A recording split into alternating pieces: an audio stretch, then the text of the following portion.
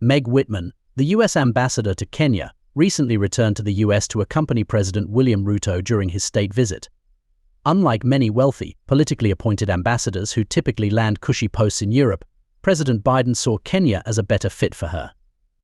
This unconventional assignment prompts a deeper look: why Kenya? Historically, U.S. ambassadors to Kenya have focused on security and governance, often appearing to meddle in Kenya's internal affairs. When Whitman arrived in 2022, she quickly became a controversial figure. Her perceived interference in the contentious presidential election, where Ruto narrowly defeated Raila Odinga, sparked significant backlash. This controversy, however, only set the stage for Whitman to become an influential force in Kenyan politics and economy.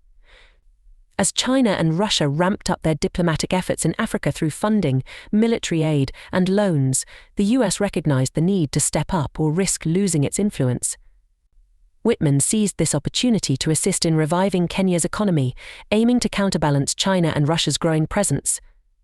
The US viewed Kenya as a strategic asset, and Whitman's wealth, political savvy, and business acumen made her the ideal candidate for this critical role.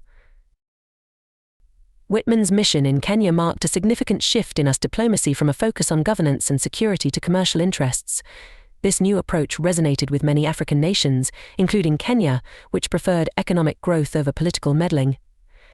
Whitman successfully rebranded Kenya as a tech hub and economic powerhouse, convincing both President Ruto and opposition leader Odinga of the US's genuine commercial intentions. President Ruto's state visit to the US, orchestrated by Whitman, underscored this diplomatic shift. Upon landing in Atlanta, Ruto was introduced to key American companies, with Whitman by his side leveraging her substantial influence as a former CEO of Hewlett-Packard, Quibi, and eBay. Her presence was pivotal, positioning her as the real power behind the throne, effectively acting as Kenya's shadow president. Whitman's role in Kenya aligns with Biden's strategy to promote economic prosperity in Africa, contrasting with the approaches of China and Russia.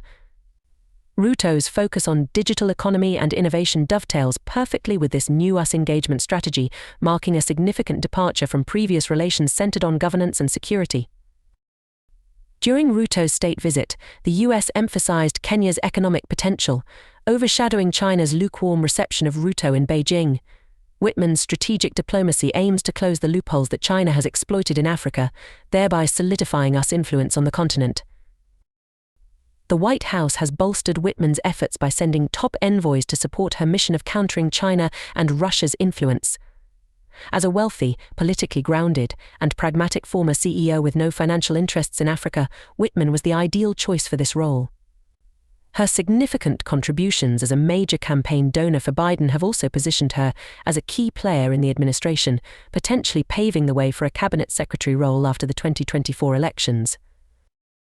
Whitman's long-term strategy is to assist Ruto in transforming Kenya's economy, leveraging his economic desperation to cement her legacy while safeguarding US interests in Africa.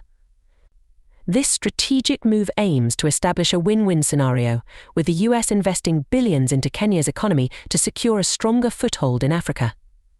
Ruto, in turn, is leveraging her support to minimize borrowing and stimulate Kenya's economic growth.